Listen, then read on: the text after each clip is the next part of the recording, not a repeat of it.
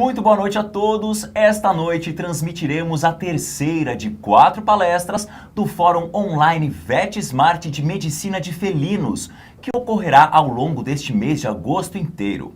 O meu nome é Thiago De Rogatis e eu sou o seu apresentador. O VetSmart TV é uma iniciativa dos aplicativos e sites VetSmart para oferecer gratuitamente a clínicos de pequenos animais e estudantes de medicina veterinária conteúdo técnico atualizado em parceria com as principais empresas do setor. O tema abordado de hoje será manejo do gato obstruído. E todos que estão assistindo ao vivo receberão, através do e-mail cadastrado no VetSmart, o certificado de presença online. E vale lembrar que o nome do seu certificado será exatamente o nome que você cadastrou no VetSmart. Então, se você deseja atualizar o seu nome, acesse a área de cadastro no VetSmart pelo aplicativo ou pelo site e faça a sua alteração. A transmissão de hoje tem o patrocínio da Royal Canin. A precisão nutricional é parte do DNA da Royal Canin. Sua ciência e profundo conhecimento das reais necessidades nutricionais de gatos e cães gera produtos inovadores. A Royal Canin compartilha sua paixão, contribuindo com a saúde e bem-estar dos animais de estimação em todo o mundo. E como patrocinadora, a Royal Canin realizará o sorteio de um kit exclusivo de produtos. Para participar, basta se cadastrar e assistir aqui com a gente a transmissão de hoje. Nós vamos divulgar o nome do vencedor ou vencedora no final dessa transmissão. Bom, e a médica veterinária convidada para a apresentação de hoje é a professora Fernanda Amorim. E logo após a apresentação da professora Fernanda, teremos a participação do representante da Royal Canin, Eduardo Zanelli, coordenador de comunicação científica da Royal Canin. Bom, eu vou falar um pouco agora do currículo da professora Fernanda. Ela é graduada na Universidade Federal Fluminense e mestre em Clínica e Cirurgia Veterinária na mesma universidade. Ela é doutora em Ciências Veterinárias, professora de Clínica Médica de Felinos Domésticos e coordenadora do Serviço de Medicina Felina do Hospital de Clínicas Veterinárias da Universidade Federal do Rio Grande do Sul.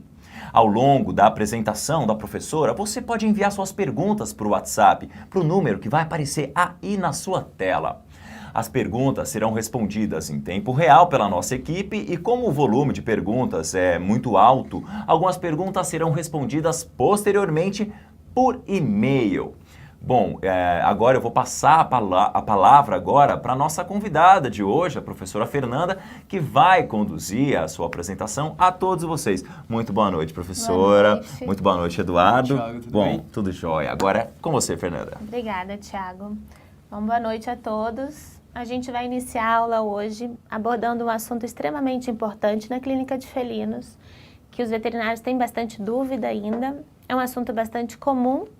Então, a gente escolheu esse assunto para poder abordar as causas de doença do trato urinário inferior de felinos, o manejo de como receber o paciente obstruído, os tratamentos de emergência, todas as condutas clínicas que a gente tem que ter para depois investigar a causa da doença e estabelecer um prognóstico melhor para esses pacientes.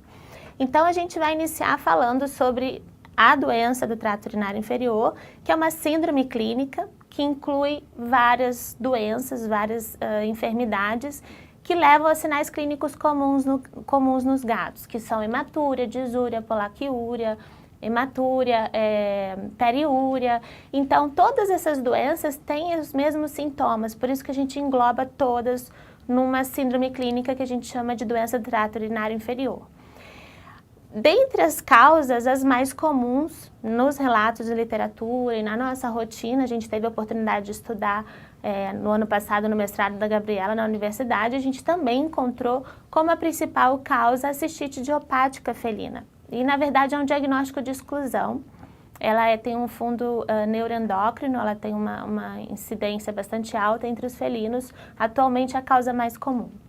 Depois a gente tem a formação de tampões uretrais, que tem um fundo inflamatório, muitas vezes com componentes de cristais também, um mineral, né? Geralmente estruvita. E Antigamente já foi mais comum, né, a urolitíase, que é a formação de cálculos no trato urinário. Hoje está se tornando cada vez menos frequente na clínica de felinos, mas também é uma causa que a gente tem que pesquisar, tem que investigar para excluir. E obstrução funcional, estenose, defeitos anatômicos, que são distúrbios um pouco mais raros, muitas vezes iatrogênicos, principalmente a obstrução funcional e estenose, que somos nós que causamos. Então, tudo isso a gente vai abordar os cuidados durante o tratamento desses pacientes para que isso não ocorra, né, depois como consequência da nossa desobstrução. E também as neoplasias, só que as neoplasias são mais comuns em gatos mais velhos, acima de 10, 12 anos de idade, a gente não vê com tanta frequência na rotina clínica. Então, para iniciar, também é importante a gente lembrar da anatomia da uretra felina. Então, a gente sabe que a uretra peniana, que geralmente é onde os cálculos, as obstruções, os tampões estão localizados, ela tem 0,7 milímetros. E é importante a gente lembrar disso na hora de escolher a sonda apropriada para desobstruir esse gato. Então, ela vai diminuindo o seu diâmetro até a extremidade do meato urinário. Então, é importante a gente ter essa preocupação durante a desobstrução do felino. Os músculos que participam de toda a micção, a bexiga contém então o músculo detrusor, ele é responsável pela contração da bexiga no ato da micção. O esfíncter interno, ele é formado por toda a musculatura do colo da bexiga e da uretra pré-prostática. Então, o gato não tem um esfíncter apenas urinário. Toda a musculatura da uretra, ela se contrai ou ela relaxa, né, ao mesmo tempo. Então, a parte interna é o colo e a uretra pré-prostática e o esfíncter externo é formado, então, pela musculatura da uretra pós-prostática. Então, a gente tem essa particularidade no gato que é importante também. Depois a gente vai abordar o tratamento para prevenir espasmos uretrais dessa musculatura da uretra, depois que a gente sondar o paciente. É importante a gente lembrar disso posteriormente. E a eliminação de urina, então, ela ocorre a partir da contração desse músculo detrusor e o relaxamento da uretra. Elas têm que ocorrer ao mesmo tempo, né? E a inervação é responsável por essa micção, pelo ato de micção, pela contração do detrusor, é a inervação parasimpática, que é, então, formada pelo nervo pélvico na bexiga e na uretra pelo nervo pudendo.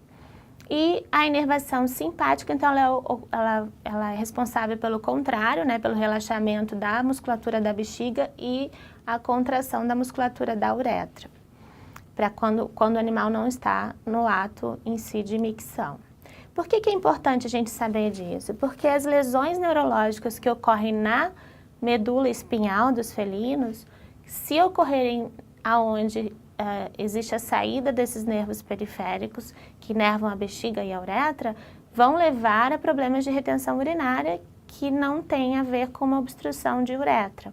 Então, é importante a gente saber que lesões entre a segunda vértebra lombar e a quarta vértebra lombar podem ocorrer lesionando a inervação simpática, que é o hipogástrico, e entre S1 e S3 existiria uma lesão do nervo pélvico, se né, tiver algum trauma, alguma secção da medula espinhal nessa localidade, a gente vai ter então um problema de inervação de parasimpática e a bexiga não contrai, né? A vesícula urinária acaba não contraindo e a gente tem retenção urinária. Então é importante saber da anatomia, saber de onde esses nervos emergem da coluna, para a gente, sempre que tiver histórico de trauma, né, a gente não conhecer bem o gato que a gente está recebendo, às vezes foi atropelado, ou foi algum proprietário pega o gato na rua para trazer, não tem muito histórico, é importante a gente avaliar se existe essa lesão neurológica, e uma das maneiras de avaliar, além da radiografia, é a gente fazer, testar o esfíncter anal. Então, a gente faz com a agulha, testa esse esfíncter para ver se a inervação do pudendo está adequada, e se não tiver, a gente começa a suspeitar de uma lesão, principalmente em vértebras sacrais.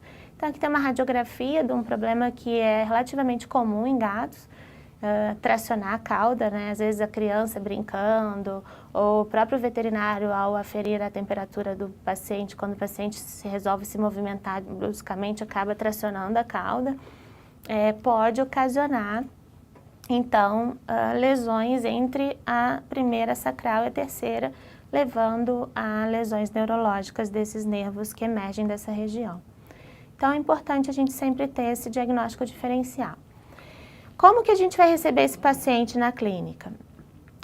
Geralmente, esses pacientes são jovens, com idade média inferior a 2 anos de idade, maioria das vezes castrado, apesar de que isso também está mudando nos últimos anos. A gente está vendo alguns gatos inteiros ainda na rotina. Nesse trabalho que a gente fez na faculdade, foram apenas 53% de gatos castrados. Todos os nossos são SRD, a população que a gente atende no Hospital Veterinário da UFRGS é composta basicamente por gatos sem raça definida. E eles, surpreendentemente, tinham acesso à rua, né? Eles têm um acesso a enriquecimento ambiental, eles não são confinados, como a literatura fala, na nossa rotina. Porém, um dos fatores importantes que a gente observou é que eles comem bastante ração seca, né? Quase 70% desses pacientes comiam bastante ração seca. E a gente sabe que isso gera um comprometimento da ingestão hídrica desses pacientes, que predispõe a um dos principais fatores predisponentes para ter problemas urinários nessa espécie. E manejo de eliminação inadequado, ou seja, número de bandejas sanitárias inadequadas, muitas vezes com número inferior ao número de gatos, levando com que eles retenham urina, porque muitas vezes a caixa de areia está suja. Manejo hídrico inadequado, potes de água em locais inapropriados, muitas vezes pequenos, que os gatos não são muito atraídos. Então, todo esse histórico a gente tem que coletar no momento que o paciente chega para poder corrigir esses problemas depois da desobstrução.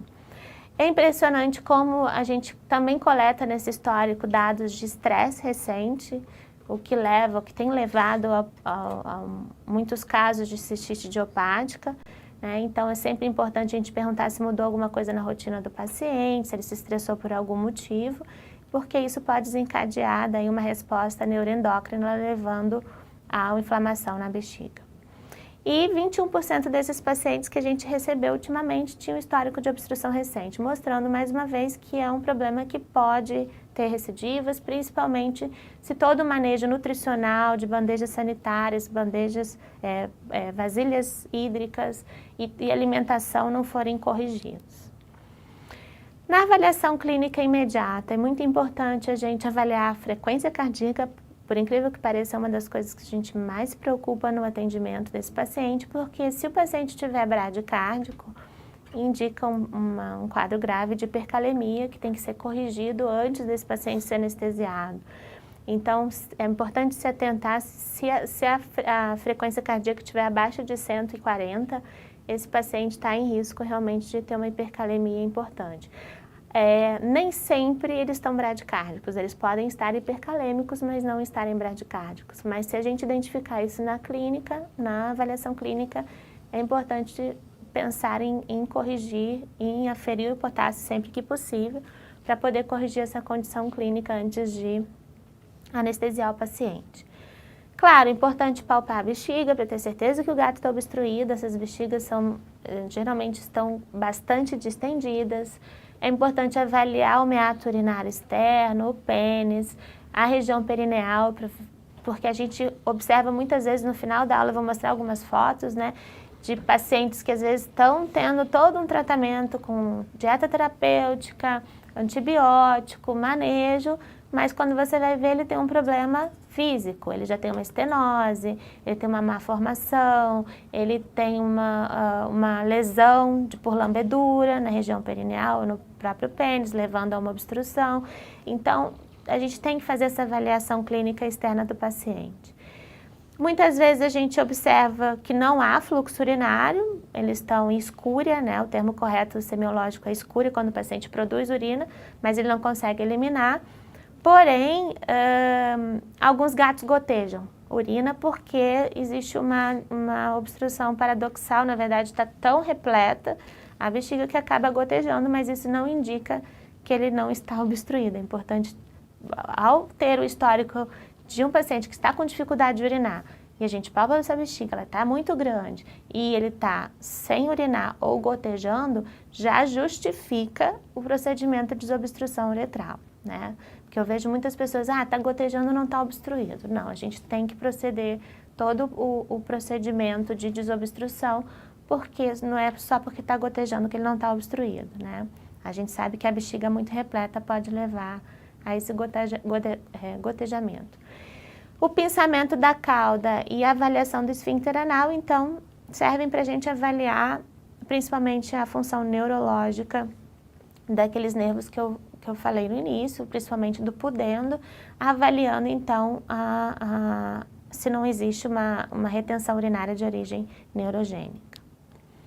Então é bem comum a gente receber pacientes com lesões, como eu comentei, né, por trauma por lambeduras, muitas vezes por sondagens inadequadas, com sondas de tamanho muito grandes, eles acabam por ter hematomas, necrose na região perineal ou na própria região peniana, que já por si só é uma indicação de cirurgia, de uretrostomia perineal, né? Então é importante a gente fazer essa avaliação antes de desobstruir o paciente. Então, na avaliação clínica, a gente palpa a bexiga, se ela estiver repleta, é um caso de obstrução, pode ser que seja uma obstrução parcial ou total, ele pode estar gotejando, de qualquer maneira a gente tem que proceder todo o tratamento de desobstrução emergencial.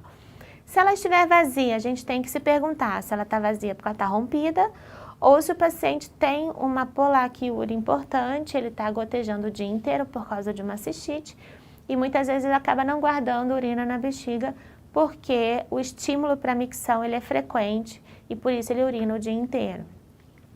Então é importante porque a conduta é totalmente diferente, né? Quando ela está rompida, o tratamento é cirúrgico.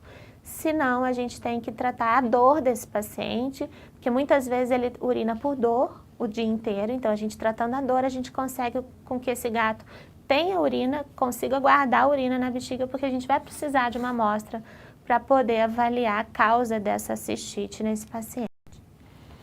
Então, os sinais clínicos incluem que o proprietário relata para gente, lambedura do pênis, disúria, estrangúria, hematúria, polaciúria, periúria, são todos aqueles sinais que são englobados nessa síndrome urológica felina, que tem várias causas, né? A gente chama de doença do trato urinário inferior, mas a gente precisa proceder vários exames de urinálise, urocultura, imagem, raio-x, ultrassom, para chegar no diagnóstico definitivo do problema posteriormente. Eles podem vocalizar, ter ataxia já em função da retenção urinária, da uremia grave que eles apresentam muitas vezes. Agressividade por dor, o gato ele tem por natureza essa agressividade quando ele sente dor, então toda vez que a gente lida com gato agressivo é importante a gente avaliar se ele não tem motivos para estar com dor, porque tratando ele deixa de ser agressivo, né? E a desidratação também é bem comum, porque eles também deixam de beber água durante esse período em que estão sem urinar, em função da dor, de todo o mal-estar que eles estão passando. Então essa é a ficha que a gente utiliza na nossa rotina para avaliar clinicamente os pacientes no momento que eles chegam. Então, o que é muito importante, né? A gente incluir nessa ficha dados como temperatura, frequência cardíaca, a pressão arterial, o estado mental. Muitos pacientes chegam com coma, já estupor, alteração mental, eles não estão tão obstruídos há tanto tempo, muitos chegam às vezes 3, 4 dias de obstrução, em que eles já chegam muito prostrados. Isso tudo vai influenciar na nossa conduta de emergência. Então, muitas vezes a gente se detém naquela questão urinária, mas esquece de todas essas consequências que a retenção urinária causa. E ao anestesiar um paciente sem tratar esses problemas antes, a gente coloca em risco a vida deles, né? Então, é importante ter essa conduta seriada e adequada antes de proceder à desobstrução. Na nossa rotina hoje, muitas vezes o paciente chega de manhã obstruído, ele só vai ser desobstruído muitas vezes no meio e no final da tarde, porque a gente faz tantos exames e tantas correções hídricas eletrolíticas antes, que a desobstrução em si, quando o paciente está estável, só vai ocorrer algumas horas depois. Então é importante a gente ter esse cuidado, porque aí o número de casos de óbito, de complicações depois, ele é muito menor. A gente também inclui na nossa rotina o lactato, hemogasometria, tudo isso eu vou abordar como é a nossa rotina, né, em termos de alterações que a gente encontra. Então é esperado que um gato após 48 horas de obstrução urinária, ele apresente crise urêmica que vai levar a muitos quadros de vômito, de anorexia, de sinais sistêmicos graves. Hipotermia foi muito comum também no nosso trabalho, hipotensão, depressão mental. Então é importante fazer toda essa avaliação antes de proceder à anestesia e desobstrução.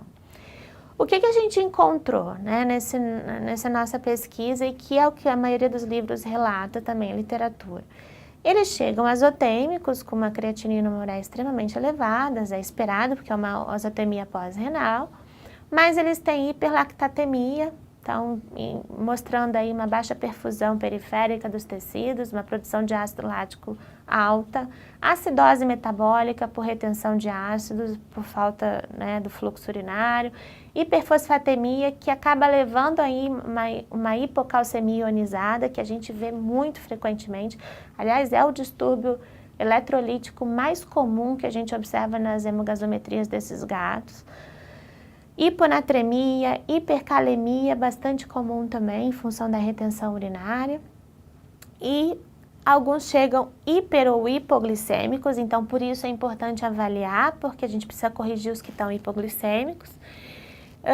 E acidose respiratória também a gente tem encontrado, porque eles ficam tão deprimidos e tão prostrados e hipotérmicos que eles acabam ventilando mal.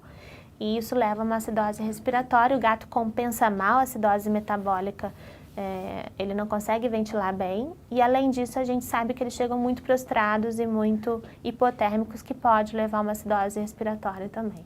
Então essa é a nossa rotina, né? Aqui eu tenho um exemplo, um exame de uma hemogasometria de um paciente, do Thor, e esse gato, então, desculpa, esse é do Alvin, depois eu vou mostrar a foto, o videozinho do Thor, mas a hemogasometria do Alvin ilustra a nossa rotina com esses gatos obstruídos. A gente faz hemogasometria em todos e o que a gente observa é o quê? Uma acidose metabólica importante, a gente observa uma hiponatremia porque existe uma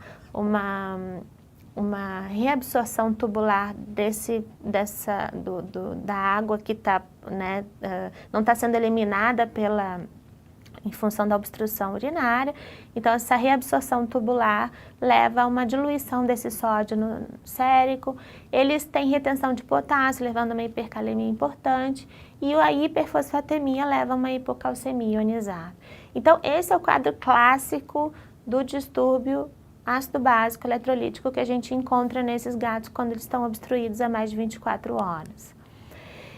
E essa hipercalemia é a mais grave, porque ela leva a distúrbios de condução cardíacas, então a gente pode ter várias alterações no eletrocardiograma. Esse agora é um trabalho que a gente pretende fazer no futuro, que é avaliar o eletrocardiograma desses pacientes correlacionando com a hemogasometria.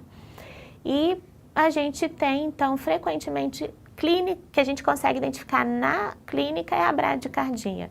Mas eles podem ter diminuição ou ausência de onda P, aumento do intervalo PR, e pode até levar a uma parada atrial. Então é bem importante avaliar e corrigir esses problemas antes, essa hipercalemia antes. Como é que a gente corrige esses distúrbios? É importante avaliar a pressão arterial em primeiro momento, a pressão arterial baixa, abaixo de 100, a gente precisa corrigir com prova de carga. Então, a prova de carga que a gente faz por via intravenosa, em bolos. Não tem uma dose correta na literatura. Correta que eu digo, não tem estudos para determinar a dose ideal dessa prova de carga. A maioria dos especialistas, então, sugere uma dose de 15 a 20 ml por quilo de fluido de Ringer com lactato. Hoje a gente já sabe que pode ser utilizado o Ringer com lactato mesmo em gatos obstruídos. A quantidade de potássio não influencia nessa hipercalemia. E a gente sabe que o cloreto de sódio pode levar a uma acidose ainda maior nesses pacientes. Então a gente escolhe de preferência o Ringer com lactato e faz aí bolos de 10 a 15 ml por quilo, pode chegar a 20, tem alguns autores que falam até em 30, mas a gente usa aí mais ou menos 15 ml por quilo em 15 minutos por via intravenosa em bolos. E aí a gente monitora essa pressão. A gente pode fazer até 3 provas de carga para que essa pressão arterial chegue a 100 no mínimo. A partir daí, entra-se com uma fluidoterapia de 10 a 20 ml por quilo, para que a gente mantenha esse paciente volêmico, né, repondo volume. E essa fluidoterapia já vai levar a uma diminuição do potássio, né, ajudando no tratamento já da hipercalemia.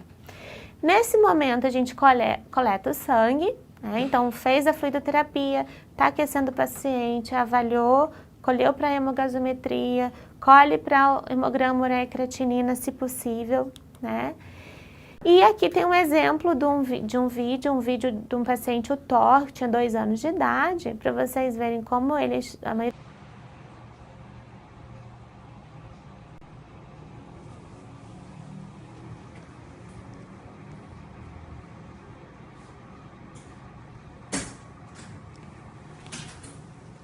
a gente tem que proceder a essas provas de carga, que pode ser de 1 a 3, né, até que a gente consiga restabelecer a pressão.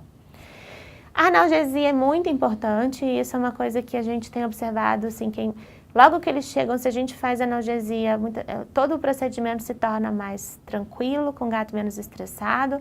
Eu já vi gato morder uma estagiária simplesmente porque ela foi fazer uma ciscentese, antes de fazer a analgesia. Então, a gente mudou esse protocolo. A analgesia ela é antes de qualquer coisa, para que ele fique mais relaxado, com menos dor, e a gente consiga manipular esse paciente com mais cuidado e com menos estresse por parte dele. A ciscentese a gente realiza em todos os pacientes. Por quê? Porque tem várias vantagens. A gente restabelece a taxa de filtração glomerular, a gente colhe uma amostra de urina ideal para cultura, para urinálise, e a gente tem mais tempo, né, de estabilizar esse paciente para poder realmente desobstruir, anestesiar e desobstruir. Então, nos dá mais tempo no nosso procedimento. Então, a gente faz em todos. É claro que alguns gatos rompem a bexiga, a gente tem casos, acho que todo mundo tem casos, mas o que se fala é que essa bexiga vai romper se ela estiver já com lesões muito graves, muito importantes na parede, e romperia durante a desobstrução da mesma maneira. Então, é importante sempre fazer a ciscentese prévia para que a gente consiga restabelecer a taxa de filtração glomerular e consiga ter tempo de estabilizar esse paciente. Só lembrar que é importante não fazer anti-inflamatório, não esteroide. Eu costumo falar para os alunos que a hora que você pode fazer um anti-inflamatório e um esteroide, o gato não precisa mais, que seria o momento que ele está hidratado, bem urinando, ele já está indo para casa, né? Então a gente não usa anti-inflamatórios não esteroides na nossa rotina. E a ciscentese, então, ela é feita em posição com gato em decúbito dorsal, a agulha entrando em 45 graus, em região caldo ventral, em direção ao trígono vesical, para que a gente consiga colher de uma forma adequada e a bexiga não escape, né, da agulha durante a nossa colheita. Então, esse é o posicionamento correto, né? A gente coloca muitas vezes o paciente na própria caixinha de transporte dele, com mais conforto, e colhe. O gato não precisa de ultrassom para guiar, é muito fácil a gente palpar a bexiga, ainda mais nesses gatos obstruídos, que a bexiga está enorme. Então, a gente já faz ali durante a desobstrução, né? Antes da desobstrução. E é como eu comentei, eventualmente vão ocorrer casos de ruptura, a parede da bexiga nesses casos está bastante hemorrágica, com coágulos, né? Então, ela romperia provavelmente durante o próprio procedimento de desobstrução, porque a gente coloca soro.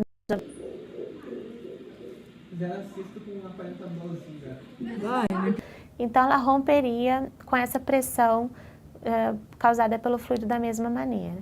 Então, para ter certeza que existe uma ruptura de bexiga, a gente pode fazer uma radiografia contrastada, Esse caso, o gato tinha uma ruptura importante que depois da cirurgia a gente foi avaliar.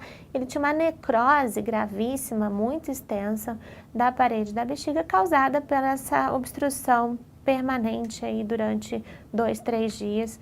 Então, essa ação da própria urina na parede da bexiga, em função da lesão do urotélio, acaba levando à necrose e a possível rupturas. Então, a gente já está falando de repor fluido, eletrólitos, corrigir a acidose metabólica. Agora a gente tem que partir para essa parte de corrigir a acidose metabólica, que pode ser através do bicarbonato ou da própria fluido, e aí cada caso é um caso. A gente vai falar sobre isso e depois a gente vai desobstruir, né? Então, se está hipotérmico, a gente tem que utilizar colchões, bolsas, fluidoterapia morna. A gente tem que colocar o paciente muitas vezes na oxigênio-terapia. Hipoglicemia a gente trata com bolos de glicose na veia. A gente tem que avaliar no momento que ele chega, porque a hipoglicemia mantém a hipotensão e mantém a hipotermia. Então, é uma tríade, a gente tem que tratar as 3 coisas ao mesmo tempo. E a acidose metabólica? Na nossa experiência, a gente tem critérios para tratar essa acidose, então não são todos os casos que a gente usa bicarbonato. A gente utiliza só se o pH estiver abaixo de 7,15, ou se a gente tiver um bicarbonato abaixo de 12, ou um excesso de bases abaixo de -10. Então, se o paciente cumpre esses critérios, a gente tem feito o cálculo do bicarbonato e tem feito a metade da dose IV lento, e a gente tem tido uma excelente resposta com o uso do bicarbonato. Não temos casos de levar uma alcalose, esse tratamento com bicarbonato, e a gente tem acompanhado eles depois do tratamento e tem tido boa resposta.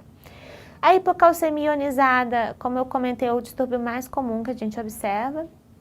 E se o paciente está com um cálcio muito baixo e se tem bradicardia e hipercalemia, a gente trata para proteger o coração também dos efeitos da hipercalemia. Então, é indicado fazer gluconato de cálcio muito lento por via intravenosa. Se ainda assim persiste a hipercalemia, a gente faz, então, após a fluido, após o bicarbonato, o gluconato, a gente reavalia a hemogasometria. Na maioria das vezes, o potássio acaba corrigindo também, pelo tratamento pela diluição do soro, pelo tratamento da acidose. A gente, então, se ainda continuar uma hipercalemia, são casos raros, a gente precisa, então, utilizar glicose e insulina. Então, aqui tem uma hemogasometria de um paciente do TOR. Quando ele chegou, a gente observa que ele tem realmente uma acidose metabólica importante, está abaixo de 7,15 o pH, ele tem hipercalemia, hiponatremia e hipocalcemia. E aí a gente tratou esse paciente e ele ele continuava em acidose, mas bem menos grave, continuava com bicarbonato, mas também bem melhor do que estava 11, agora 15, e o potássio diminuiu também bastante. E nesses casos, quando persiste depois do tratamento da acidose e com a fluido e o bicarbonato, se ainda persiste o potássio elevado, a gente tem que utilizar daí a glicose, a glicose e a insulina. Então, são esses casos menos frequentes que a gente acaba tendo que tratar. Vamos para anestesia, então, geralmente a gente utiliza Propofol, diazepam, de rotina, o diazepam com o intuito de relaxar a musculatura estriada da uretra, que geralmente é onde os cálculos ou os tampões estão localizados, na porção final da uretra. E o Propofol é dose ao efeito. E aí a gente então vai começar o procedimento em si de desobstrução. Após o gato estar estável, com a pressão arterial normal, né, com a hemogasometria já mais corrigida, a gente anestesia o paciente, lembrando que é totalmente contraindicado sondar um paciente.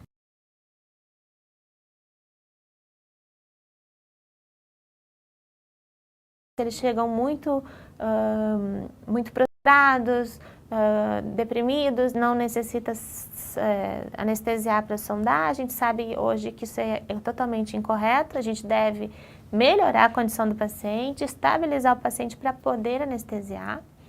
A sondagem uretral é um procedimento que causa muita dor, muito desconforto, é um procedimento que pode ser muito traumático, principalmente se a gente utiliza sondas muito rígidas, inapropriadas.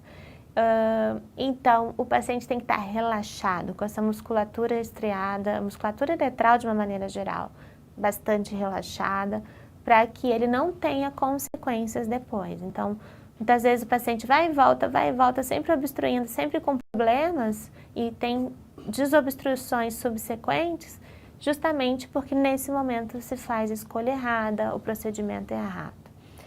Então, a gente, preferencialmente, se tiver a disponibilidade de um raio-x na clínica ou no consultório, ou próximo, ou um raio-x móvel, é importante muitas vezes fazer antes, porque a gente já planeja essa desobstrução, sabe aonde está o problema, quantos cálculos são, onde eles estão localizados, se vai ser difícil, se vai ser fácil.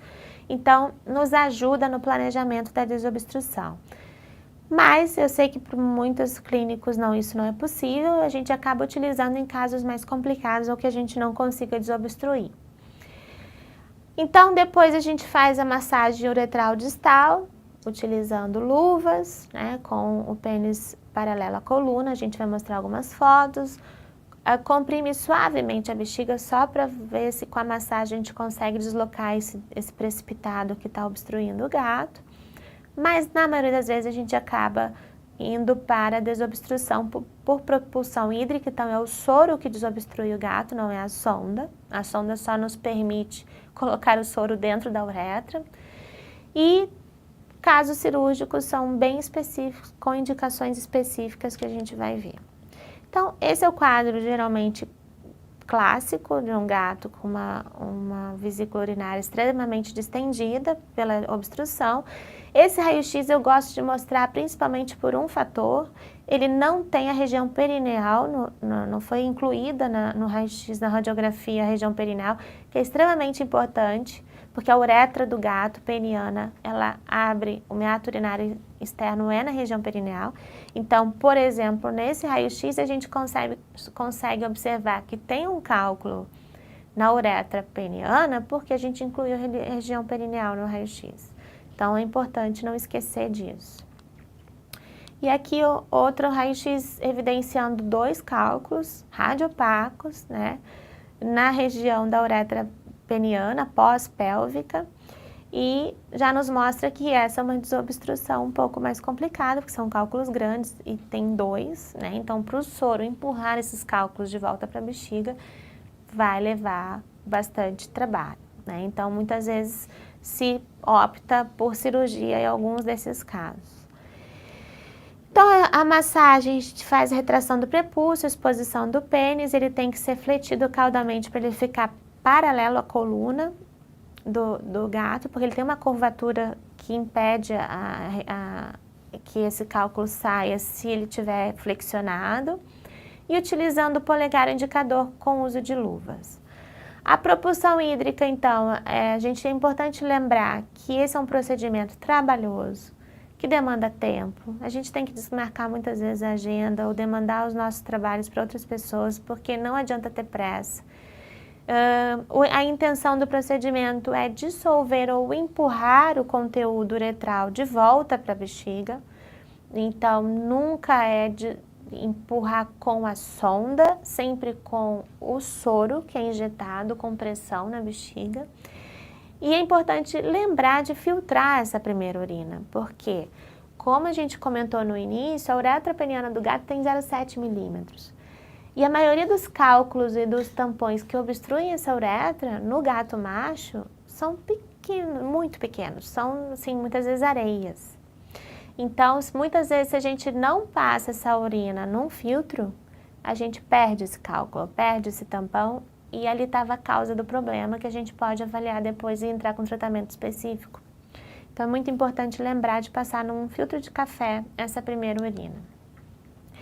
Então, o material que a gente utiliza, ali estão o soro fisiológico, sonda.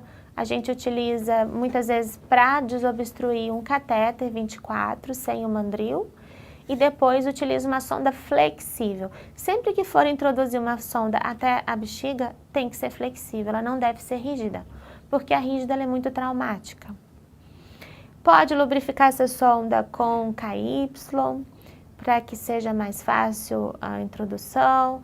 Pode colocar o próprio KY dentro da seringa com soro. Tem que ser um lubrificante hidrossolúvel, por isso o KY. Não pode utilizar pomadas ou lubrificantes oleosos, porque isso vai levar a uma obstrução depois da uretra. E a gente monta um circuito. Eu vou mostrar algumas fotos. Aqui a gente está vendo então o catéter que a gente utiliza para iniciar esse procedimento. Ele pode ser um catéter 24 sem o mandril, ou a sonda que todo mundo conhece, que é a sonda Tomcat, mas essa sonda, por ser rígida e muito traumática, ela deve ser introduzida apenas a porção inicial da sonda na uretra. Não se deve introduzir toda essa sonda na uretra do gato, porque ela é muito traumática. E aqui tem um esquema da anatomia do trato urinário do gato, lembrando então que o pênis, após a glândula bulbo-uretral, ele tem uma curvatura. Então, para a gente poder fazer a desobstrução, a gente tem que colocar a sonda só no início da uretra e comprimir o pênis para que o soro não tenha retorno, né? Que ele exerça uma pressão importante para deslocar o que está obstruindo o gato. E muito importante a gente, então, depois vai ter uma outra foto, a gente tracionar esse pênis paralelo à coluna na hora de executar o procedimento.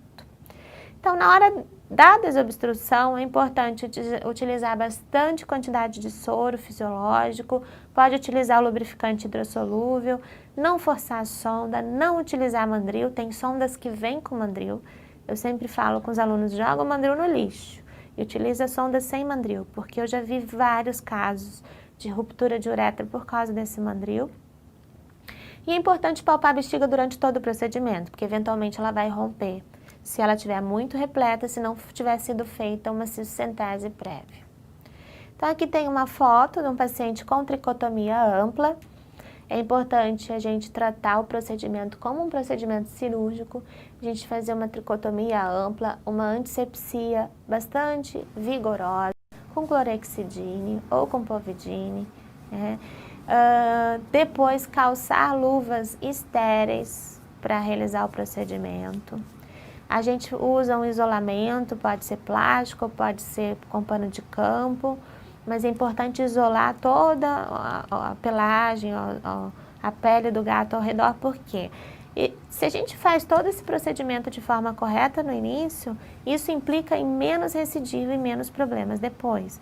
Porque se esse gato adquirir uma infecção urinária, se a gente não for muito exigente durante essa etapa, vira uma bola de neve e às vezes infecções muito resistentes, difíceis de tratar depois.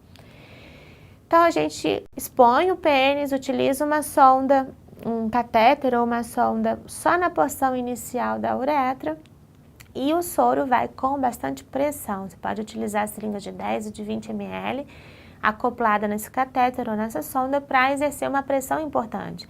É importante lembrar que a pressão que você conseguir executar nessa seringa é a que vai desobstruir o gato. Então tem que ter ao mesmo tempo todo um cuidado para não lesionar o pênis durante o procedimento e ao mesmo tempo colocar bastante pressão nessa seringa para que o soro consiga deslocar o precipitado uretral. Então aqui tem mais uma foto de um procedimento. Aqui já com uma sonda Tomcat, reparem que a gente não utiliza ela toda inserida na uretra, apenas a extremidade. E muitas vezes você pode montar um circuito com uma torneira de 3 vias, uma seringa e o equipo com soro, facilitando aí que não tem que ficar tirando o soro, acoplando na sonda ou no catéter, depois tira e enche a seringa de novo. Toda essa movimentação da sonda ou do catéter causa trauma na uretra e no pênis do gato. Geralmente, Na primeira urina vem bastante sangue, uma hematura é bem importante.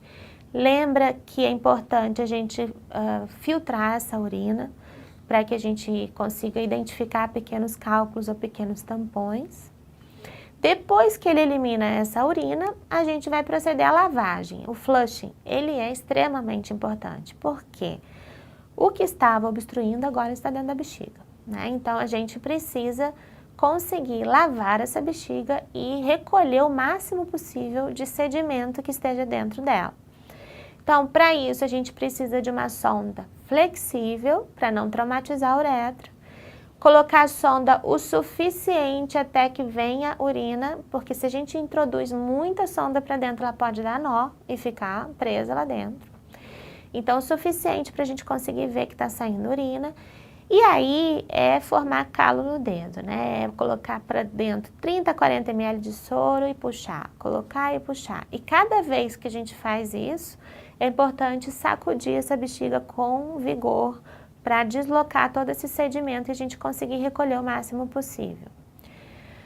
No final, quando que a gente para? A gente para de drenar, de lavar, né? De utilizar essa introdução e recolhimento desse soro quantas vezes for necessário para que o que a gente retire seja igual ao que a gente coloca. Então, até que venha apenas soro na nossa seringa.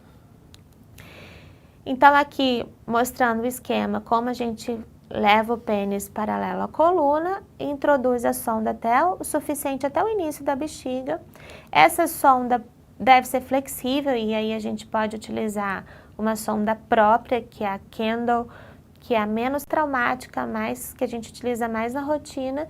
Hoje em dia a gente encontra em várias lojas no Brasil de produtos veterinários, de produtos hospitalares.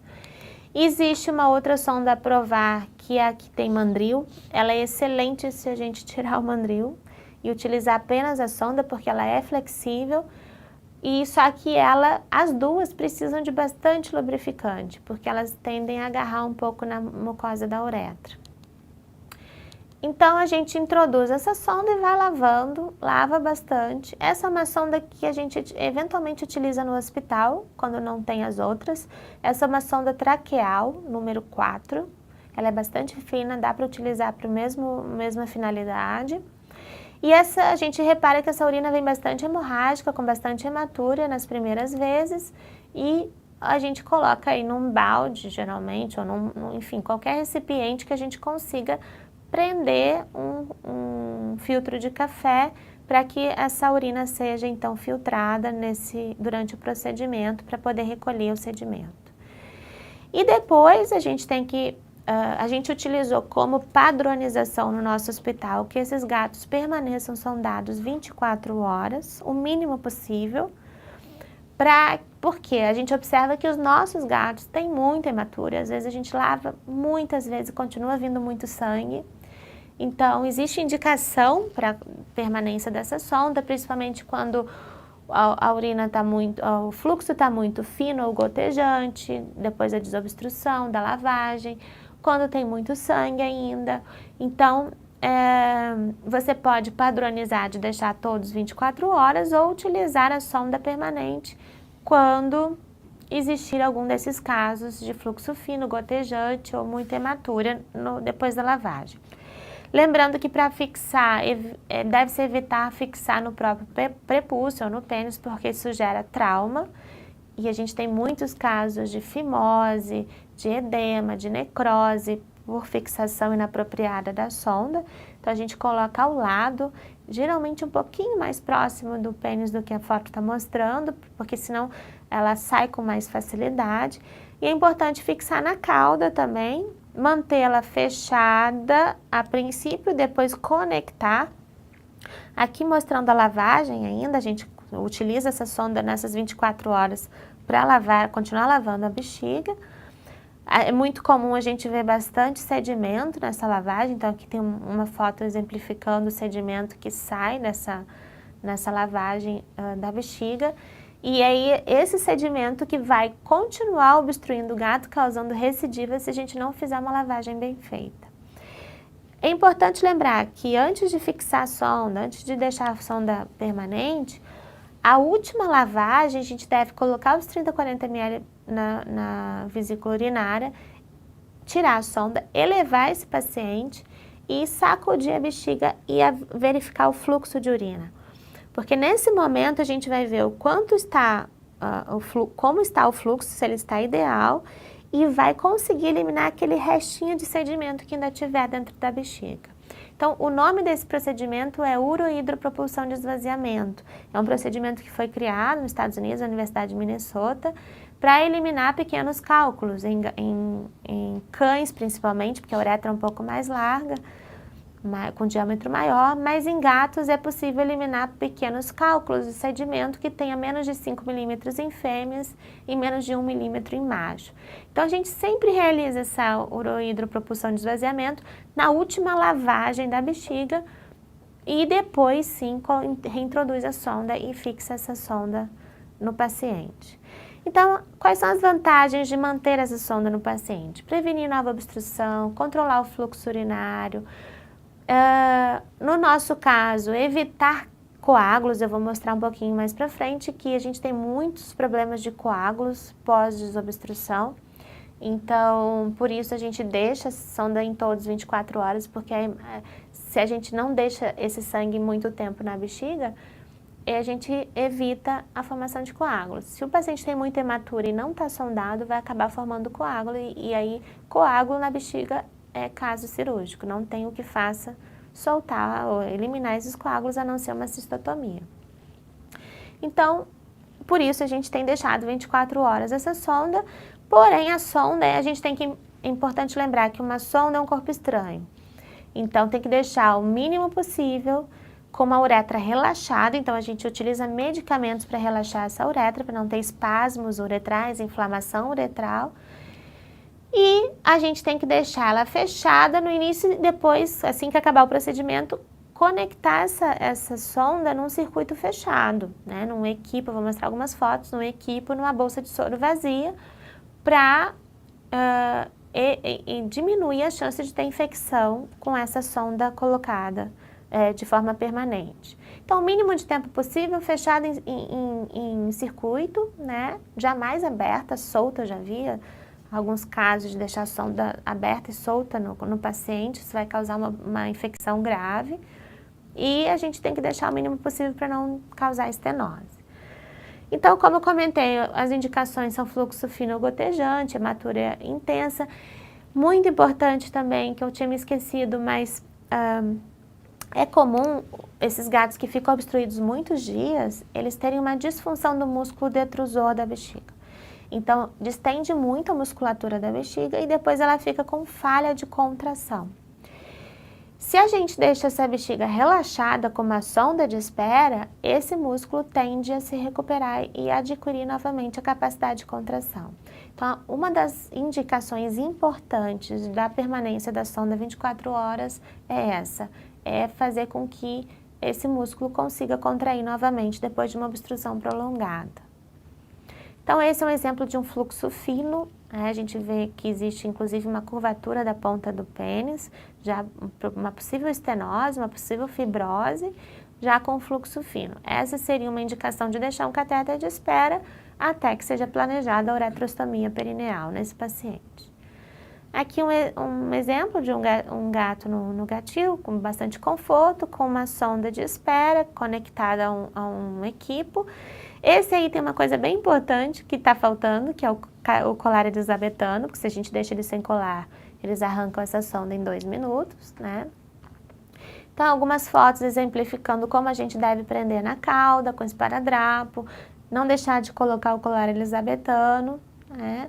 E pode, esse último gato persa ali do canto inferior à direita, tá com o V-trap, né? A gente pode fixar ela melhor na cauda com o V-trap, sempre que possível, porque isso diminui um pouco a chance dele conseguir tirar essa sonda depois. E aí é importante sempre deixar um frasco de soro vazio, esse é mais antiguinho, mas hoje em dia são bolsas mais maleáveis, né? Lembrar de abrir o equipo, que eu já vi também alguns casos dos alunos esquecerem de abrir o equipo e o gato ficar retendo urina por causa disso. e deixar a bolsa pendurada para fora do gatil para que ela exerça uma gravidade e comece a drenar essa urina através da sonda. Se não conseguiu desobstruir, importante fazer o raio-x. Se não conseguiu fazer no início, fazer depois, porque casos como esse podem ocorrer, que tem uma fileira de cálculos na uretra, que um procedimento clínico de desobstrução jamais vai remover. Esse é um caso cirúrgico de uretrostomia. Então, às vezes a gente perde uma tarde, traumatiza a uretra, leva o gato a uma anestesia, muitas vezes com consequências, né, desse procedimento demorado e difícil, e na verdade tudo poderia ter sido resolvido imediatamente com um procedimento cirúrgico, porque realmente o clínico nesses casos é bastante limitado. Fluidoterapia agressiva é importantíssimo, né? O gato vai começar a ter uma diurese importante pós-obstrução, então ele começa daí a perder fluido, ele começa a perder potássio, e ele pode passar de um estado hipercalêmico para um estado hipocalêmico em 24, 48 horas. Então, nas primeiras 24, 48 horas, a gente aumenta a taxa de fluido para 30 a 50 ml por quilo por hora, sempre avaliando pressão arterial, hidratação e fluxo urinário, em volume de urina produzido. E geralmente, a nossa experiência é que em torno de 48 horas a gente precisa começar a repor, inclusive, potássio no fluido, porque eles se tornam hipocalêmicos devido a essa diurese pós-obstrutiva. Utilizamos bastante betametasona no pênis, no prepúcio, por causa da manipulação, do processo de desobstrução, do trauma da sonda. A betametasona vai diminuir a reação inflamatória, o risco de fibrose, de estenose pós-procedimento. Então tem que usar bastante, 2, 3 vezes por dia. E aí, problemas que podem ocorrer, um deles é a vesícula hipotônica, que a gente já comentou, que seria estiramento das fibras do músculo detrusor. Então, é aquele caso que você desobstrui, faz tudo certinho, resolve não deixar a sonda, que foi tudo bem, o gato tem um fluxo bom, coloca o gato no gatil, mas ele não urina sozinho. Aí você comprime a bexiga, ele urina. Sozinho ele não urina. Então, o que isso indica? Que a uretra não está obstruída e que é um caso de estiramento do músculo detrusor. Que existe algumas maneiras de tratar. A menos agressiva e a que tem menos efeitos colaterais é colocar uma sonda de espera 24, 48 horas. Geralmente eles começam a ter uma capacidade de contração da vesícula urinária nesse período. Outra maneira é ficar comprimindo a bexiga do gato cada 4 a 6 horas, porém pode levar a hemorragia, ruptura de bexiga, pode causar um refluxo de urina para os ureteres. Se essa urina estiver infectada, vai levar uma pielonefrite. Então, manter comprimindo a bexiga nunca é a melhor opção. E o Betanecol, uma medicação que hoje a gente não encontra no mercado para prescrever, a gente tem que pedir para o paciente, para o proprietário manipular. Antigamente era o Liberan, que tinha disponível na apresentação humana. Hoje a gente tem que mandar manipular. Eu utilizo essa medicação apenas para aqueles casos de origem neurogênica, que existe uma lesão neurológica, a bexiga não contrai por falta de estímulo neurogênico, e aí você tem que utilizar o Betanecol, que é um parasimpático mimético. Então ele vai atuar nos receptores, levando a contração da bexiga. Então, aqui, para a gente lembrar, que eu falei que é muito importante manter essa uretra relaxada durante o momento pós-desobstrução. Por quê? Como eu comentei, o gato tem, toda a uretra dele é um esfíncter. E todo esse processo de colocação de sonda, de manipulação, de obstrução, leva a uma inflamação dessa uretra. Então, a gente precisa relaxar a uretra com medicamentos que atuam em musculatura lisa e estriada. Por quê? A uretra do gato até a região da próstata, a uretra pré-prostática, ela é formada por musculatura lisa. Quando ela está passando no meio da próstata, ela começa a adquirir fibras estriadas. E aí a uretra pós-prostática ou peniana, já na região bem mais distal da uretra, ela é formada apenas de musculatura estriada.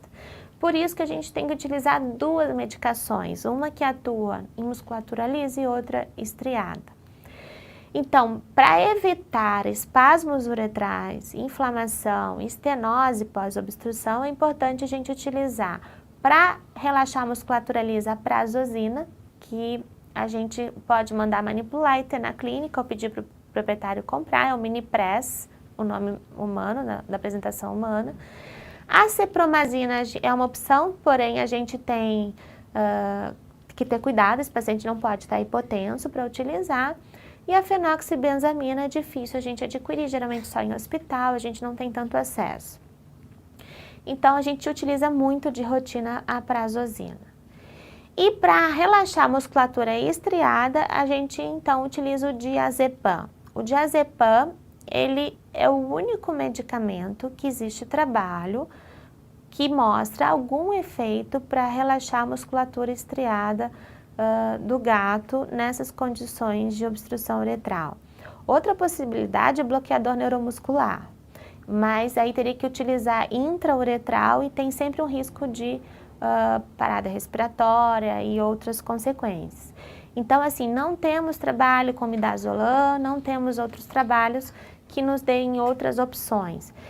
A gente utiliza diazepam muito na rotina. Todos os gatos obstruídos nossos é prescrito para eles o Minipress, que é a prazosina, e o diazepam no momento pós-obstrução. Porém, se sabe que existe um relato na literatura de uma hepatotoxicidade aguda com o diazepam. Então, existe o potencial, mas não é um problema que a gente observe de rotina. Tá? A gente utiliza muito. Qual é o cuidado? Não usar por muitos dias, a gente utiliza geralmente 3 a 5 dias. Se esse paciente for ser submetido a uma cirurgia, uma cistotomia, uma uretrostomia, tem que retirar esse diazepam, né? Deixar a biotransformação hepática mais direcionada para os anestésicos, para os outros medicamentos que sejam necessários. Então, ter esse cuidado para evitar casos de intoxicação. Mas não precisa ter medo para usar na rotina, porque a gente utiliza bastante, não vê casos, não vê problema. A não ser que ele já seja um hepatopata, que não é comum nesse tipo de paciente. Dantrolene é a medicação de escolha, porém, o acesso é difícil, hospitais humanos apenas, então não é uma medicação que a gente tenha acesso na nossa rotina. Além disso, manter a analgesia, extremamente importante. Nossos gatos todos usam tramadol e dipirona associado. É um procedimento muito doloroso e com complicações de espasmo uretral, então a gente tem que diminuir a dor desse paciente. Como eu falei, anti-inflamatórios não esteroides a gente não utiliza nesse momento até que a creatinina tenha normalizado, a diurese esteja normal de novo. Então, geralmente, quando a gente pode utilizar, não teria mais indicação de uso com anti-inflamatório não esteroide. Se o paciente está tendo obstruções repetidas, provavelmente a causa do problema não está sendo tratada. O que acontece? Todo paciente que chega para a gente obstruído, a gente desobstrui e devolve a condição de micção voluntária do paciente. É apenas isso que a gente está fazendo ao desobstruir um gato. A gente está devolvendo a capacidade de urinar para ele. Mas a gente não está tratando nunca a causa do problema. Para tratar a causa do problema, a gente precisa obrigatoriamente, em todos os pacientes que têm problemas de trato urinário inferior, realizar urinálise, cultura e teste de sensibilidade a antimicrobianos e exames de imagem, de preferência os dois, raio-x e ultrassom. Utilizando esses 4 exames, a gente vai investigar a causa do problema. E aí todo o tratamento tem que ser direcionado para a causa. E todo aquele manejo que a gente viu, né, que fazem parte do histórico do paciente, ter condutas erradas de número de vasilhas sanitárias, de ingestão hídrica, de alimento muito seco, né? Tudo isso tem que ser corrigido, porque senão o paciente vai ter muita recidiva do problema. Todo o procedimento tem que ser feito de forma adequada, com muito cuidado, muita paciência, com luvas, com antisepsia importante. Essas etapas são importantíssimas para não virar uma bola de neve, né? A gente vê muitos casos que acabam indo para cirurgia, tem gatos que têm infecções gravíssimas, resistentes, e quem sofre é o gato, muitas vezes por condutas inapropriadas do veterinário. Então, não deixem nunca de fazer um raio-x, um ultrassom, uma urinálise, uma urocultura para avaliar a causa do problema, além de corrigir toda aquele manejo que a gente comentou no início. Se o paciente está tendo hematúria persistente, ele vai ter dois problemas, duas consequências em relação a isso. Ele vai formar coágulos na bexiga e ele vai ficar anêmico. Então, se ele está tendo recidivas de obstrução e ele é um paciente que teve ou está tendo muita hematúria, extremamente importante fazer um ultrassom. Quando a gente identifica massas dentro da vesícula urinária que não formam sombra acústica, essas massas ou são coágulos ou são tumores. Então, existe a indicação de fazer cistotomia e retirar. Então, é muito comum os residentes chegam para mim, o gato continua com hematúria e está obstruindo toda hora. Faz ultrassom, aí eles vêm com esse resultado aí para mim, massas dentro da bexiga sem sombra acústica. Eu falo, vai para cirurgia. Não dá para manter na sonda. Não dá para manter na sonda. Por quê? Formou a massa e não tem como tirá-la de dentro. Ele vai ficar soltando pedacinhos desse coágulo que vai ficar obstruindo o gato posteriormente. Então, foi um dos problemas mais frequentes que a gente observou no nosso estudo, no mestrado da Gabriela, foram casos que acabaram indo para a cistotomia devido a hematúrias persistentes, como esse caso que está passando no vídeo. Então, são coágulos bem importantes, bem extensos, que merecem a retirada cirúrgica, porque senão o paciente fica tendo recidiva. E já tem que preparar uma bolsa de sangue, porque eles vão ficar anêmicos e vão necessitar de transfusão de sangue. Outras complicações, estenose uretral, trauma, amputação peniana, cateterização lambeduras frequentes, levam à indicação cirúrgica de uretrostomia, que pode ser perineal ou pré-púbica, dependendo de onde esteja o problema. Então, se é um problema de uretra peniana, após a glândula bulbo-uretral, após a pelve, a região pélvica, a gente consegue fazer uma uretrostomia perineal. Se existe ruptura, estenose ou qualquer outro problema na uretra,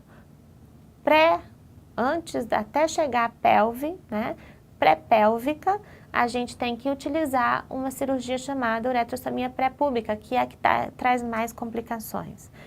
Então, é bem frequente chegarem casos para mim como desse gato, que está tomando um monte de medicação, dieta terapêutica, vários tratamentos, já passou na mão de vários colegas veterinários e ninguém examina o pênis do gato. Esse gato, por exemplo, existe um trauma bem importante, uma amputação da região cranial do pênis e é um problema físico. Então, não tem como a gente resolver isso clinicamente. Essa é uma indicação clara de uretrostomia perineana. Mais um caso, esse aí, o histórico que foi cortada a ponta do pênis do gato com tesoura. Às vezes acontece, às vezes a gente ouve absurdos como esse. E dá para perceber que o orifício do meato urinário é extremamente reduzido. O gato não consegue urinar porque ele não tem como eliminar a urina por esse orifício, que é muito fino, muito pequeno, em função de toda uma fibrose, uma estenose, pelo trauma que ele sofreu. Esse é um caso também bem comum, que a gente vê quando existe essa deformidade da extremidade do pênis, que ele se torna encurvado, isso indica uma fibrose. E essa fibrose geralmente leva à estenose da uretra. Então, eu já atendi vários casos, né? Esse aqui teve uma fibrose para cima, a gente brincava que o gato tinha um pinto-enganche, porque ele urinava para cima. E esse não adianta insistir, não adianta ficar desobstruindo ou tratando, porque ele só vai voltar a urinar normalmente com cirurgia. Esse é um caso de fimose adquirida, por quê? De tanto manipular o pênis, o prepúcio durante a obstrução, o gato vai e volta no veterinário, obstrui, desobstrui, passa a sonda, manipula. O que acontece? Causa uma reação inflamatória na região do prepúcio que o prepúcio adere ao pênis. Então o gato não consegue mais expor o pênis, não consegue mais urinar. caso cirúrgico mais uma vez. Aqui, um gato com uma orquite importante, ele chegou com obstrução uretral, mas a obstrução dele ele era inflamatória, o tecido periuretral estava bastante inflamado, ele tinha uma orquite gravíssima, com muita dor, então a gente procedeu imediatamente ao tratamento cirúrgico, e já realizou uma uretrostomia perineal, porque ele tinha bastante trauma nessa região. Então, as indicações são ruptura uretral, por desobstrução sem anestesia, uso de mandril ou sondas inapropriadas, desobstrução com sonda e não soro, a pessoa força a sonda para desobstruir, causando trauma nessa uretra, como é o caso desse paciente aqui, que a gente claramente vê que ele tem um hematoma perineal devido ao trauma causado durante a desobstrução. A gente vê que não foi uma desobstrução tranquila, né? E esse gato, eu injetava soro na uretra, enchia a bolsa escrotal dele de soro, então mostrando aí uma ruptura de uretra na região peniana. Para ter certeza que existe uma ruptura, a gente faz um contraste, pode utilizar o IPAC, que é o que a gente mais utiliza na rotina, 2 a 3 ml diluído em soro, por via, coloca a sonda ou um catéter na ponta do pênis, na extremidade da uretra, injeta o contraste, a gente observa aqui que o contraste então se dissipou na região pélvica em função de uma ruptura nessa região. Aqui mais uma foto mostrando uma ruptura, um raio-x na posição lateral, com extravasamento de contraste numa região de uretra antes da pelve, né? Uma uretra na região prostática. E ali, essa cirurgia já não pode ser mais uma uretrostomia perineal, porque a uretra não vai chegar na região perineal, então a gente precisa abrir essa uretra na região abdominal, que a gente chama de uretrostomia pré-púbica, que é uma uretrostomia bem complicada porque a parede abdominal é muito musculosa, tem muito músculo, causa o estenose, o fechamento desse orifício, o gato fica incontinente, tem sempre muita dermatite urêmica, então é uma cirurgia bem complicada, com bastante trabalho pós-cirúrgico. E para finalizar, eu queria mostrar a foto de uma uretrostomia perineal ideal, né? Então a gente vê um orifício uretral bem patente, bem largo, com uma região de uretra suturada na pele para que essa urina escorra adequadamente, né, não causando daí uma descência de sutura ou uma dermatite amoniacal. Então, essa é uma cirurgia bem feita. Por que eu mostro isso? Ela tem que ser realizada por um cirurgião capacitado, para que problemas como esses não ocorram.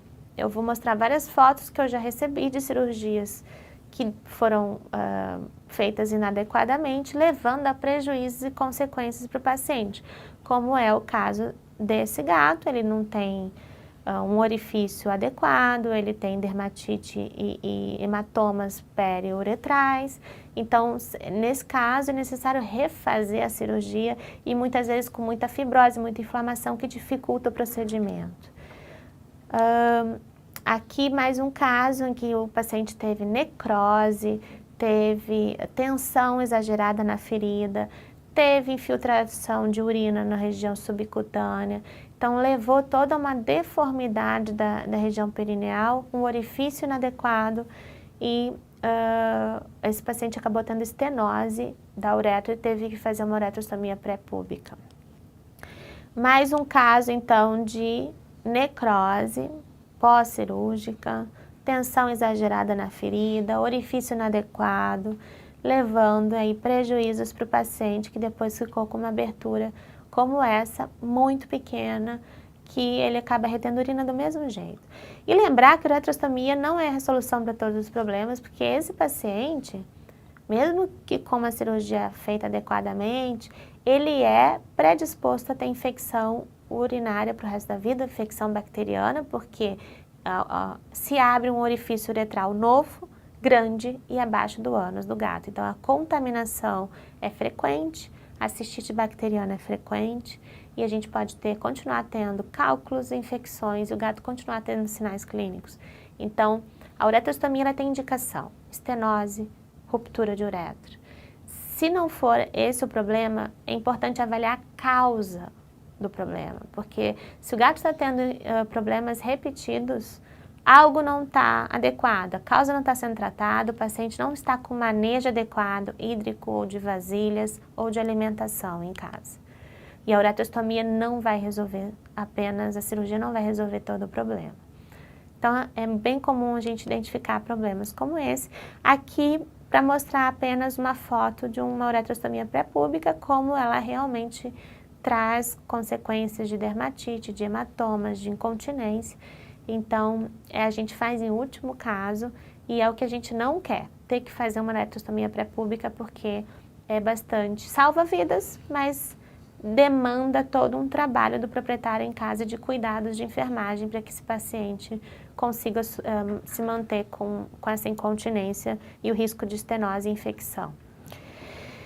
Então, eu espero que eu tenha abordado, né, no tempo que a gente tem aqui, de todos os pontos importantes no atendimento de um gato obstruído, de um gato com dificuldade de urinar, que a gente tem que fazer todo esse procedimento emergencial e de cuidados pós-desobstrução para evitar que esse paciente tenha recidivas no futuro.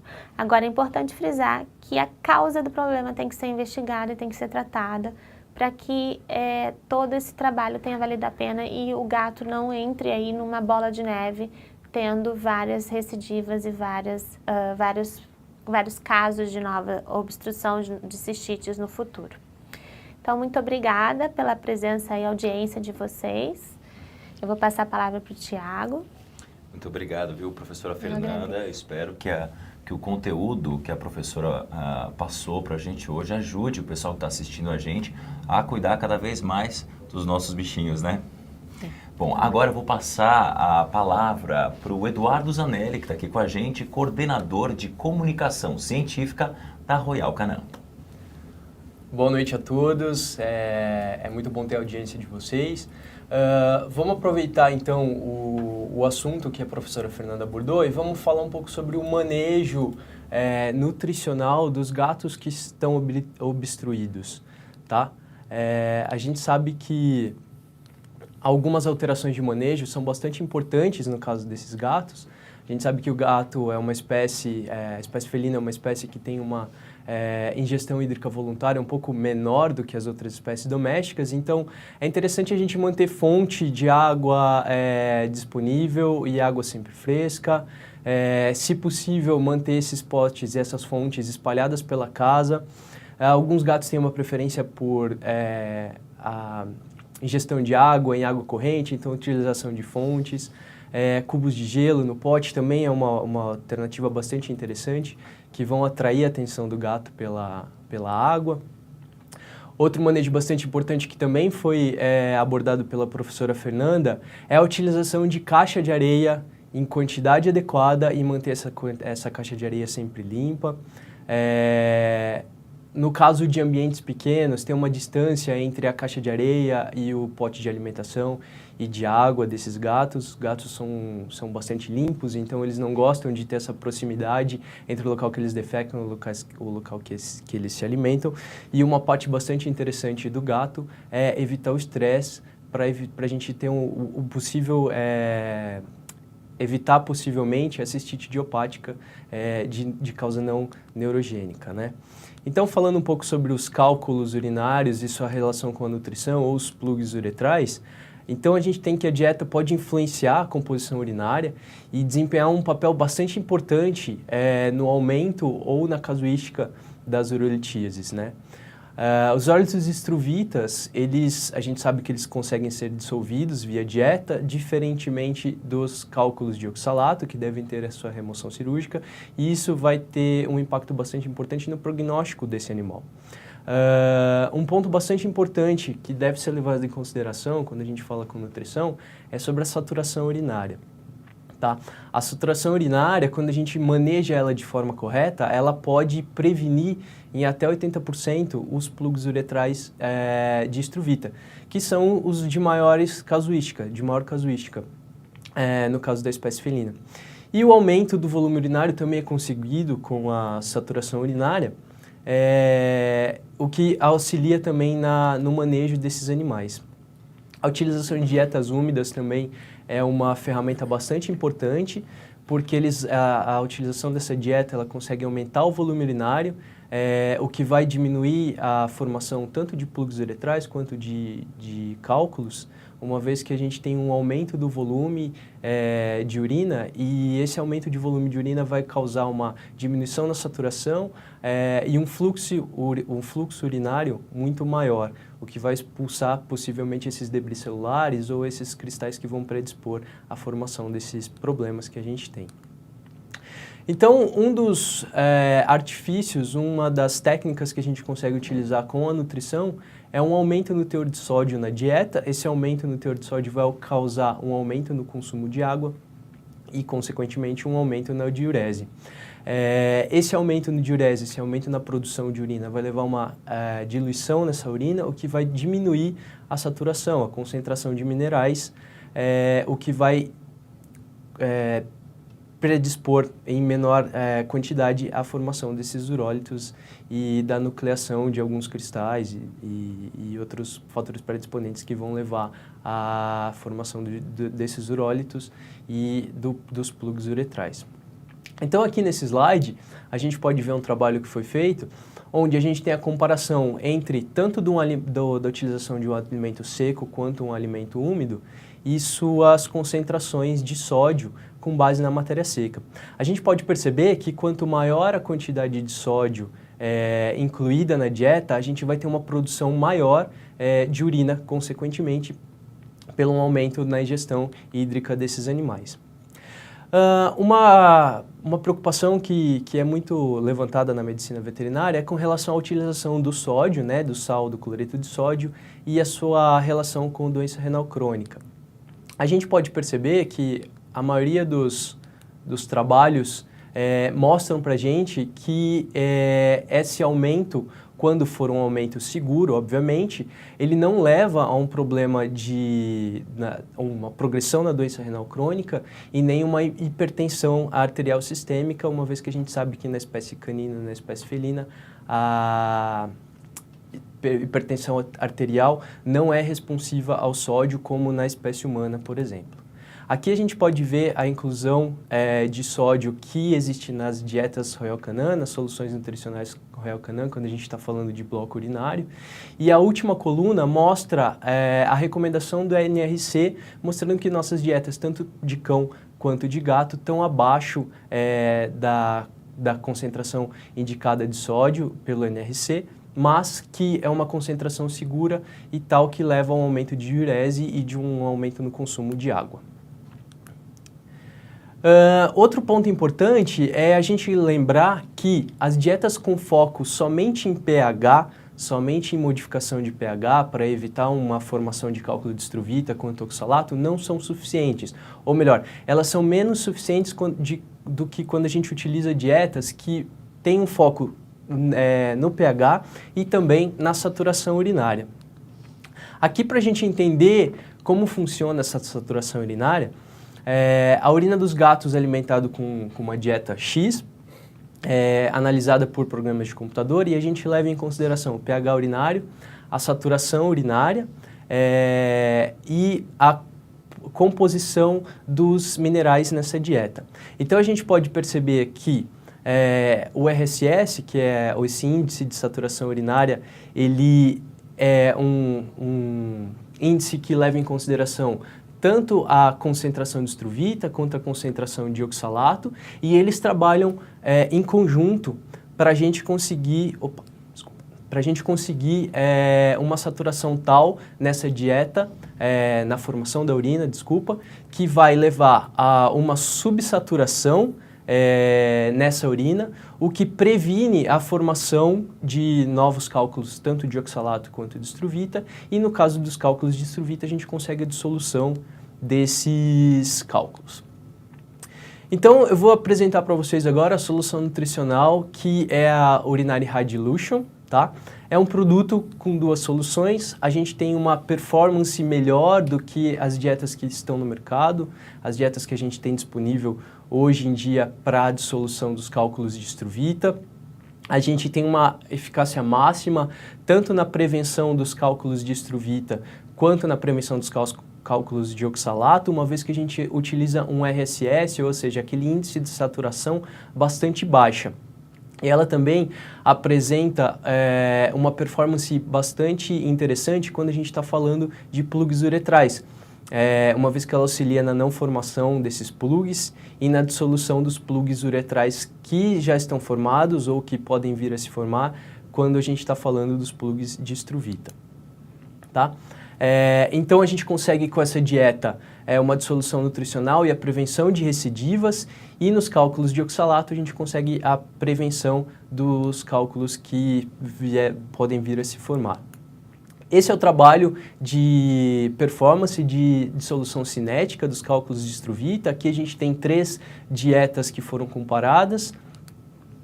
Aqui vocês podem ver a dissolução desses cálculos. Os cálculos tinham a mesma massa, ou seja, cálculos de mesmo tamanho e de mesma massa foram dispostos em recipientes que continham o RSS e o pH dessas 3 dietas. E aqui a gente pode perceber que a dieta C, que foi a dieta High Dilution, a gente tem um RSS de 0,19, onde em 17 dias a gente consegue a dissolução total desse cálculo. Então, o bloco Urinary Feline da Royal Canin é composto pela Urinary SO. O SO indica o índice de estruvita, S e O oxalato, tá? E a Urinary SO High Dilution. E a gente tem o alimento úmido, o sachê High Dilution também, que é a indicação mais frequente para os casos de cistite idiopática. Então, com a Urinary High Dilution, a gente consegue fazer a manutenção, o manejo dos urólitos de estruvita, a prevenção dos urólitos de oxalato de cálcio, a prevenção e o manejo nutricional e de recidiva dos plugs uretrais e da cistite idiopática, uma vez que na composição dessa dieta da Urinary High Dilution, a gente também tem a inclusão de glicosaminoglicanos que vão proteger a mucosa uretral, além de EPDHA, que vão diminuir a inflamação dessa mucosa. Tá? Então, na Urinary High Dilution, a gente pode perceber que a gente tem uma diluição 2 vezes maior que uma dieta clássica, e aqui a gente está se referindo à Urinary SO. Uma performance bastante próxima do produto em sachê, o produto ET, uma vez que a gente sabe que a preferência por alguns tipos de alimento seco e úmido é desenvolvida na fase bem inicial do gatinho, quando ele ainda é um filhote. Então, às vezes o gato não aceita o alimento úmido. Então, a Urinary High Dilution, para esse tipo de manejo, quando a gente precisa de uma dieta que tenha uma ingestão hídrica maior, que a gente consegue com o alimento úmido, a gente consegue na Urinary High Dilution também. Lembrar que ela tem um RSS, um índice de saturação bastante reduzido, o que diminui a nucleação desses cálculos. Então, para a gente, para dissolução e para prevenção de estruvita, a gente tem uma eficácia 2 vezes maior do produto em relação à Urinary SO, e para oxalato de cálcio a gente tem uma performance 3 vezes melhor ou 3 vezes maior em comparação à Urinary SO. Com relação aos plugs, a gente consegue fazer o manejo, né, desses plugs e a prevenção quando a gente está falando de plugs considerando a estruvita como seu formador. Espero que vocês tenham gostado dessa informação nutricional que a Royal trouxe para vocês, e eu passo a palavra de novo para o Thiago. Obrigado, Thiago. Muito obrigado. Esse foi o Eduardo Zanelli, que contribuiu com a gente aqui com as suas informações da Royal Canin. Bom, e agora chegou o momento de conhecermos o sorteado ou sorteada que vai levar para casa o kit exclusivo da Royal Canin. Lembrando que só participa do sorteio quem se cadastrou e quem acompanhou a nossa transmissão ao vivo. E vamos lá, o sorteado vai aparecer aí na tela para você. Parabéns, a nossa equipe vai entrar em contato para o envio do seu kit. Bom, nós vamos finalizando por aqui. Eu gostaria de agradecer ao Eduardo pela sua participação. Muito obrigado por estar aqui com a gente hoje. Professora Fernanda também. Eu espero que o nosso conteúdo tenha sido de muita relevância para a rotina de nossos colegas médicos veterinários por todo o Brasil. Eu agradeço em nome do VetSmart, da Royal Canin e de toda a nossa equipe. Nós nos vemos na próxima semana com a última transmissão do Fórum VetSmart de Medicina de Felinos. Novamente com a professora Fernanda Amorim, que vai falar sobre o tema de doença renal crônica. É isso, né, professora? Maravilha, uma boa noite a todos. Boa noite, Fernanda. Boa noite, Eduardo.